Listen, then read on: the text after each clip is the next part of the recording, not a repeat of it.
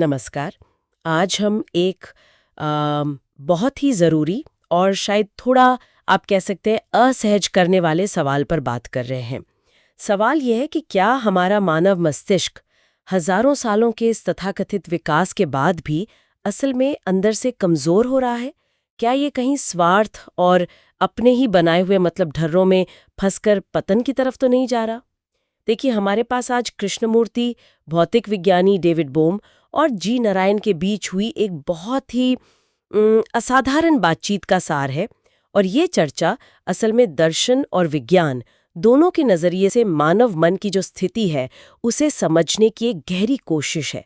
तो आज की हमारी इस खास पड़ताल का मकसद यूं समझिए, इस जटिल सवाल की तह तक जाना है। क्या दिमाग सच में वाकई पतनशील है, या फिर क्या इसी जीवन में मतलब बिना किसी बाहरी मदद के इसका पूरी तरह से नवीनीकरण, एक तरह का कायाकल्प हो सकता है? और क्या ये जो अंतर्दृष्टि या इंसाइट की बात होती है, क्या वैसी कोई चीज है जो दिमाग को उसके अपने बनाए बंधनों से आजाद कर सकती है? चलिए इसको जरा खोल कर देखते हैं, परत दर परत। तो चर्चा शुरू होती है एक बहुत ही कह सकते हैं तीखी चिंता से। हम ये देखते हैं कि हमारी सभ्यता टेक्निकली कितनी आगे बढ़ गई है ना? लेकिन साथ ही साथ हम अभूतपूर्व बर्बरता, हिंसा, विभाजन ये सब भी देख रहे हैं। तो ऐसा क्यों है? क्या ये कॉन्ट्रडिक्शन इसीलिए है क्योंकि हमारे दिमाग में कहीं गहरे स्तर पर स्वार्थ छिपा हुआ है, भले ही वो आध्यात्मिकता या किसी ऊंचे आदर्श का मतलब चोला पहने हो? क्या यही स्वार्थ है जो दिमाग के धीरे धीरे खत्म होने का कारण बन रहा है? और इसी संदर्भ में एक बहुत ही क्रांतिकारी विचार सामने आता है कि ये दिमाग जिसे हम कहते हैं ना, मेरा दिमाग, वो असल में किसी एक व्यक्ति का है ही नहीं। ये तो पूरी मानव जाति की आप कह सकते हैं साझी विरासत है। लाखों करोड़ों सालों में इसने कितना कुछ जमा किया है, अनुभव, ज्ञान, कुशलता।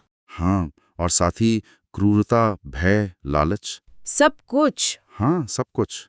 ये एक तरह का मतलब सामूहिक चेतना का भंडार है। बिल्कुल। ये एक बहुत महत्वपूर्ण बिंदु है, क्योंकि अगर दिमाग सार्वभौमिक है तो उसकी समस्याएं भी जाहिर है सार्वभौमिक हैं। और ये सार्वभौमिक दिमाग काम कैसे करता है? अक्सर छोटे छोटे सीमित ढर्रों में, पैटर्न्स में। ये पैटर्न धार्मिक हो सकते हैं, जैसे मेरा धर्म महान है, या वैज्ञानिक हो सकते हैं, बस यही तरीका सही है। पारिवारिक भी हो सकते हैं, हमारे यहाँ तो ऐसा ही होता है। या फिर बिजनेस के पैटर्न, मतलब अनगिनत पैटर्न हैं जिनमें हम जी रहे हैं। अच्छा। और समस्या तब शुरू होती है जब ये अलग अलग पैटर्न आपस में टकराते हैं, यही बात है ना? बिल्कुल बिल्कुल। मेरा पैटर्न आपके पैटर्न से टकराता है, मेरा देश आपके देश से, मेरा विश्वास आपके विश्वास से। और यही टकराव, यही घर्षण, यही है जो लगातार संघर्ष, युद्ध और दुख का मूल कारण लगता है। तो बुनियादी सवाल सिर्फ ये नहीं है कि हम किसी एक पैटर्न को कैसे बदल दें, बल्कि ये है कि क्या ये जो पूरी पैटर्न बनाने की प्रक्रिया है, क्या इसे ही समझा जा सकता है और इससे मुक्त हुआ जा सकता है? क्या हम इन सभी खांचों को तोड़ सकते हैं बिना किसी नए, शायद और ज्यादा बारीक खांचे में फंसे? ये वाकई एक बहुत बड़ी चुनौती है। तो अगर समस्या इतनी गहरी है, इतनी संरचनात्मक है, तो फिर ये जो बाहरी तरीके हैं, क्या वो इसे ठीक कर सकते हैं? आजकल हम न्यूरोसाइंस, ब्रेन मैपिंग, बायोफीडबैक, इन सब तकनीकों की बहुत बात सुनते हैं। क्या विज्ञान दिमाग की इस अंदरूनी कंडीशनिंग को, इन गहरे पैटर्न्स को बदल सकता है? चर्चा में तो इस पर काफी संदेह जताया गया है। हाँ, संदेह वाजिब है, क्योंकि बाहरी तकनीकें जो हैं वो ज़्यादा से ज़्यादा क्या करेंगी? लक्षणों पर काम कर लेंगी, है ना? शायद व्यवहार में कुछ बदलाव ले आएं, लेकिन जो मूल संरचना है, वो जो पैटर्न बनाने वाली मशीनरी अंदर बैठी है, उसे वे कैसे बदलेंगी? असली सवाल तो ये उठता है कि क्या दिमाग खुद अपनी ही इस प्रक्रिया के प्रति, अपने इन पैटर्न्स के प्रति पूरी तरह से जागरूक, सजग हो सकता है? क्या वो बिना किसी जजमेंट के, बिना विश्लेषण के सिर्फ देख सकता है कि वो कैसे काम कर रहा है? और क्या सिर्फ इस देखने में, इस सजगता में ही इतनी ऊर्जा है कि वो इन जमे हुए पैटर्न्स को तोड़ सके? या फिर दिमाग अपनी ही बनाई इस जेल में इतना कैदी बन चुका है कि उसमें से बाहर निकलने की ताकत ही नहीं बची? ये तो थोड़ी निराशाजनक तस्वीर लगती है। ये सवाल वाकई गंभीर है कि क्या दिमाग अपने ही बोझ तले दब गया है? लेकिन यहीं पर एक और दिलचस्प पहलू सामने आता है, थोड़ा विरोधाभासी लग सकता है। अच्छा, वो क्या है? देखिए, आमतौर पर तो यही माना जाता है ना कि दिमाग को सक्रिय रखना जरूरी है। सोचते रहना, समस्याएं सुलझाना, नई चीजें सीखना, ये सब दिमाग को तेज रखता है। उसे बूढ़ा होने या सिकुड़ने से बचाता है। जैसे शरीर के लिए व्यायाम जरूरी है, वैसे ही दिमाग के लिए मानसिक कसरत। हाँ हाँ, ये तो काफी मतलब कॉमन धारणा है। लेकिन इस चर्चा में इस पर एक बहुत महत्वपूर्ण चेतावनी दी गई है कि अगर यही सक्रियता, यही सोचना, यही मानसिक कसरत अगर एक ढर्रा बन जाए, एक यंत्रवत दोहराव, मतलब मैकेनिकल रेपिटेशन बन जाए, तो नतीजा बिल्कुल उल्टा हो सकता है। दिमाग की जो जीवंतता है, उसकी जो फ्लेक्सिबिलिटी है, वो खत्म होने लगती है। वो नई चीजों को ग्रहण करने की क्षमता खो देता है और अब यहाँ तक कि शारीरिक स्तर पर भी कोशिकाएं निष्क्रिय होने या मरने लगती हैं। दिमाग सचमुच सिकुड़ सकता है। कि सालों की पूजा पाठ की रूटीन हो या किसी वैज्ञानिक का एक ही तरह की प्रॉब्लम पर लगातार काम करना। बिल्कुल। दोहराव चाहे वो कितना भी पवित्र या इंटेलेक्चुअल क्यों ना लगे, दिमाग को सीमित करता है। कृष्णमूर्ति एक उदाहरण देते हैं कि उन्होंने ऐसे कई लोगों को देखा है जो सालों से एक ही ध्यान पद्धति का अभ्यास कर रहे हैं और वो पूरी तरह नीरस, बेजान हो गए हैं। उनकी आंखों में कोई चमक नहीं, उनके दिमाग में कोई मौलिकता नहीं बची। और यही बात किसी भी पेशे पर लागू हो सकती है, जहां काम एक तयशुदा ढर्रे पर चलता है। दिमाग अपनी पूरी क्षमता का इस्तेमाल करना बंद कर देता है। ये एक तरह की मानसिक जड़ता है जो शारीरिक स्तर पर भी असर डाल सकती है। तो ये मानसिक जड़ता सिर्फ दिनचर्या या काम के दोहराव से ही नहीं आती, बल्कि शायद ज्ञान से भी आती है। चर्चा में दो तरह के ज्ञान की बात हुई है। एक तो है तथ्यात्मक ज्ञान, मतलब फैक्चुअल नॉलेज, जैसे गाड़ी चलाना सीखना, कोई भाषा सीखना, विज्ञान के नियम जानना, ये तो जरूरी है। लेकिन एक और तरह के ज्ञान को समस्याजनक बताया गया है, जिसे मनोवैज्ञानिक ज्ञान कहा गया। ये क्या चीज़ है? मनोवैज्ञानिक ज्ञान वो जानकारी है जो हम अपने बारे में और अपने रिश्तों के बारे में इकट्ठा करते रहते हैं। अपनी पसंद नापसंद, अपनी धारणाएं, अपनी यादें, अपने अनुभव, मैं ऐसा हूँ, तुम वैसे हो, हमारे बीच ये हुआ था, ये सब मनोवैज्ञानिक ज्ञान है। और ये खतरनाक क्यों है? ये तो हमें खुद को और दूसरों को समझने में मदद करता है ना? ऐसा लगता तो है। हाँ, ऊपरी तौर पर ऐसा लग सकता है, लेकिन असल में होता क्या है कि ये ज्ञान हमारे रिश्तों में और खुद के प्रति हमारी समझ में एक छवि, एक इमेज बना देता है।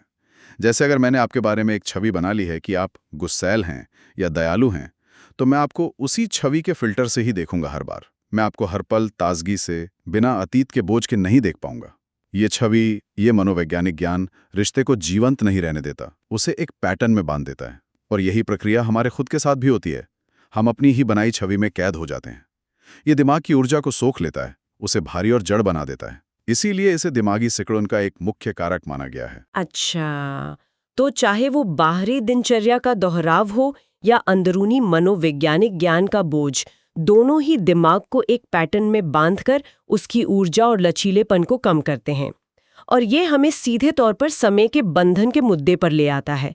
हमारी पूरी सोच, हमारा पूरा जीवन किस तरह से समय की धारा में बहता है। हम लगातार अतीत के अनुभवों, स्मृतियों और इसी मनोवैज्ञानिक ज्ञान के आधार पर जीते हैं और भविष्य के लिए योजनाएं बनाते हैं, उम्मीदें पालते हैं या डरते हैं। सब समय में ही होता है। हाँ, और यही समयबद्ध प्रक्रिया, अतीत से सीखना, भविष्य की ओर देखना, यही उस चीज का निर्माण करती है जिसे हम मैं, मेरा स्व या अहंकार, ईगो कहते हैं। ये मैं मूल रूप से समय का ही प्रोडक्ट है। यह अतीत की यादों और भविष्य की कल्पनाओं का एक बंडल है, एक गठरी है। और जैसे ही ये मैं बनता है, विभाजन शुरू हो जाता है। मैं और तुम, मेरा और तेरा। और यहीं से असुरक्षा, निर्भरता, अकेलापन, ईर्ष्या, भय और अंतहीन संघर्ष पैदा होते हैं। क्योंकि ये मैं हमेशा अधूरा महसूस करता है, हमेशा कुछ पाने या खुद को सुरक्षित करने की कोशिश में लगा रहता है। इसीलिए चर्चा में ये निष्कर्ष निकाला गया कि समय के दायरे में जीना वो अनिवार्य रूप से दुख और संघर्ष लाता ही लाता है। ये तो काफी निराशाजनक तस्वीर पेश करता है। अगर हमारा अस्तित्व ही समय और मैं के इस जाल में बुना हुआ है, तो क्या इससे बाहर निकलने का कोई रास्ता है भी? क्या कोई ऐसी अनुभूति, कोई ऐसी समझ, परसेप्शन हो सकती है जो समय पर आधारित न हो, जो अतीत के ज्ञान या भविष्य की कल्पना से न चलती हो? यहीं पर अंतर्दृष्टि, मतलब इनसाइट की बेहद महत्वपूर्ण अवधारणा पेश की जाती है। हाँ, अंतर्दृष्टि को समझना शायद इस पूरी चर्चा का केंद्र है। ये क्या है? देखिए, सबसे पहले तो ये समझना जरूरी है कि ये क्या नहीं है। ये याददाश्त, मेमोरी नहीं है, क्योंकि याददाश्त हमेशा अतीत की होती है। ये जमा किया हुआ ज्ञान, नॉलेज नहीं है, क्योंकि ज्ञान भी अतीत के अनुभवों पर ही आधारित होता है। ये सोचने, विचारने या विश्लेषण, थॉट या एनालिसिस की प्रक्रिया का नतीजा नहीं है, क्योंकि सोच हमेशा समय लेती है ना? एक बिंदु से दूसरे तक जाती है। तो अगर ये इनमें से कुछ भी नहीं है तो फिर ये है क्या? इसे अकारण मतलब कॉजलेस कहा गया है। इसका कोई कारण नहीं होता। ये किसी कोशिश या प्रक्रिया का परिणाम नहीं होती। ये बस घटित होती है अचानक। इसकी तुलना प्रेम से की गई है। सच्चा प्रेम अकारण होता है। आप किसी से प्रेम क्यों करते हैं, इसका कोई लॉजिकल कारण बताना मुश्किल है। अगर कारण है जैसे सुंदरता, पैसा, सुरक्षा, तो वो प्रेम नहीं, वो एक तरह का सौदा है। जबकि घृणा का हमेशा कोई ना कोई कारण होता है। उसने मेरा अपमान किया, उसने मुझे चोट पहुंचाई वगैरह। अंतर्दृष्टि भी प्रेम की तरह कारण है। ये अचानक कौंधती है। और इसकी तुलना रोशनी और अंधेरे के उदाहरण से भी की गई है, जो मुझे काफी प्रभावशाली लगी। जैसे कमरे में अंधेरा है और आप स्विच ऑन करते हैं, रोशनी आती है। रोशनी को अंधेरे से लड़ना नहीं पड़ता, उसे धकेलना नहीं पड़ता। रोशनी की उपस्थिति मात्र ही अंधेरे का न होना है। क्या अंतर्दृष्टि भी कुछ ऐसे ही काम करती है? हाँ, ये उपमा बहुत सटीक है। अंतर्दृष्टि जब होती है तो वो सीधे तौर पर अंधेरे पर, यानी स्व पर, जो कि समय, ज्ञान और कार्य की श्रृंखला से बना है, उस पर कार्य नहीं करती। जैसे प्रेम घृणा पर सीधे कार्य नहीं कर सकता, वो एक ही धरातल पर है ही नहीं।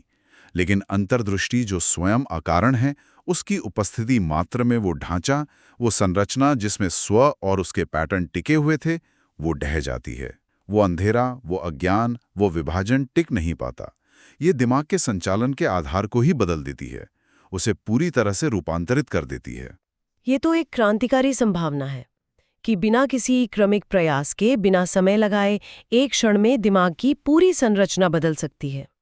और यहाँ तक कहा गया है कि जब दिमाग इस तरह समय के पैटर्न और स्व के बोझ से मुक्त होता है, तो उसमें न केवल एक मनोवैज्ञानिक नवीनीकरण होता है, बल्कि शायद शारीरिक स्तर पर भी। हाँ, शारीरिक स्तर पर भी मस्तिष्क कोशिकाओं के पुनर्जीवित होने की संभावना बन सकती है। दिमाग सचमुच तरोताजा हो सकता है। जी, ये विचार न्यूरोप्लास्टिसिटी की जो आधुनिक समझ है उससे भी कुछ हद तक मेल खाता है। हालांकि यहाँ बात उससे कहीं ज्यादा गहरी है। ये सिर्फ नए कनेक्शन बनाना नहीं, बल्कि पूरे ऑपरेटिंग सिस्टम का बदलना है, आप कह सकते हैं। लेकिन यहीं पर एक बहुत बड़ा और शायद सबसे मुश्किल सवाल खड़ा होता है।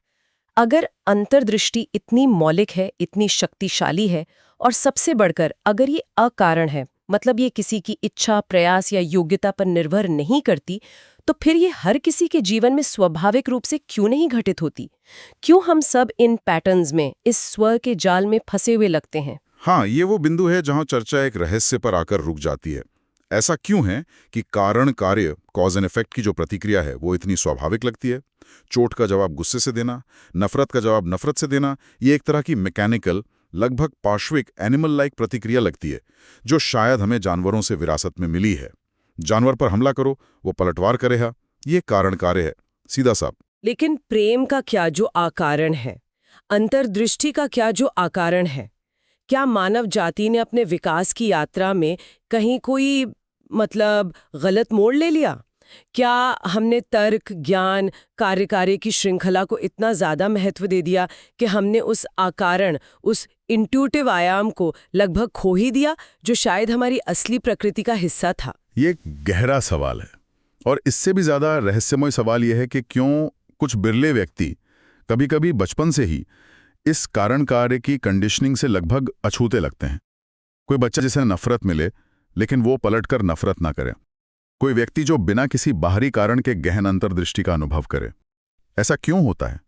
क्या अंतर्दृष्टि हम सब में एक सुप्त बीज की तरह मौजूद है, जिसे बस सही परिस्थिति चाहिए खिलने के लिए, और वो सही परिस्थिति शायद कोई परिस्थिति नहीं है? या मनुष्य की शुरुआत ही शायद सिर्फ पाश्विक नहीं थी, उसमें कुछ और भी था जो सामूहिक रूप से धूमिल हो गया? चर्चा इस सवाल को खुला छोड़ देती है, एक अनसुलझे रहस्य की तरह। तो आज हमने इस बेहद विचारोत्तेजक बातचीत के माध्यम से ये समझा कि कैसे हमारा दिमाग, जो असल में पूरी मानवता का साझा दिमाग है, वो समय, ज्ञान और स्व यानी मैं के बनाए हुए जटिल पैटर्न्स में उलझ सकता है। और ये पैटर्न, चाहे वे ऊपर से कितने भी उपयोगी या तर्कसंगत क्यों ना लगे, अंदर ही अंदर दिमाग की ऊर्जा को खत्म करके उसे जड़, यांत्रिक और शायद शारीरिक रूप से भी कमजोर बना सकते हैं। हाँ, ये एक चेतावनी की तरह है कि जिसे हम प्रगति या विकास समझ रहे हैं, कहीं वो हमें एक गहरे दलदल में तो नहीं फंसा रहा, लेकिन सिर्फ निराशा ही सब कुछ नहीं है। बिल्कुल, क्योंकि साथ ही हमने अंतर्दृष्टि की एक जबरदस्त, एक क्रांतिकारी संभावना को भी टटोला। एक ऐसी अकारण रोशनी, एक ऐसी अनुभूति जो समय और कारण कार्य के स्थापित नियमों से परे है। और यही अंतर्दृष्टि ही उन गहरे पैटर्न्स को, उस स्व को जो विभाजन और संघर्ष का केंद्र है, उसे मिटा सकती है और दिमाग में एक मूलभूत, एक वास्तविक परिवर्तन या नवीनीकरण ला सकती है।